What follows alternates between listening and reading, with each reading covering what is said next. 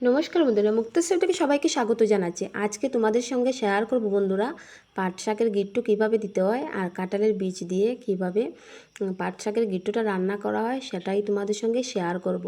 আজ আমি শুধু গিট্টু দেওয়াটাই তোমাদের সঙ্গে শেয়ার করে নিচ্ছি, রান্নাটা আমি আরেকদিন তোমাদের সঙ্গে শেয়ার করব। তাহলে ভিডিওটা অনেক বড় হয়ে যাবে। তোমরা পুরো শেপটা দেখে আমাকে কমেন্ট করে জানাবে বন্ধুরা, দেখবে তোমরাও কীভাবে পারো কি না। আর এভাবে পাট শাকের গিট্টু বানিয়ে খেতে কিন্তু দুর্দান্ত হয়। দেখো কিভাবে আমি পেঁচ দিয়ে গিট্টুটা বানিয়ে নিয়েছি। হাতের একটু পেঁচ দিলেই গিট্টুটা হয়ে যায় আর নয়তো ছুটে যাবে। এবার আমি কাঁচির সাহায্যে কেটে নিচ্ছি দুদিকে। দেখো কি সুন্দর একটা গিট্টু সিস্টেম হয়ে গেছে। এভাবে সবগুলা পাট শাকটাকে আমি গিট্টু বানিয়ে নেব। আর কাঁঠালের বীজ দিয়ে খেতে কিন্তু দুর্দান্ত বন্ধুরা। একটু শস্য বাটা, পোস্ত বাটা দিয়ে, কাঁচা লঙ্কা বাটা দিয়ে একদম মাখো মাখো করে কালো জিরে ফোড়ন দিয়ে এভাবে গিট্টু রেসিপিটা বানালে দুর্দান্ত হয় গরম গরম ভাতের সঙ্গে।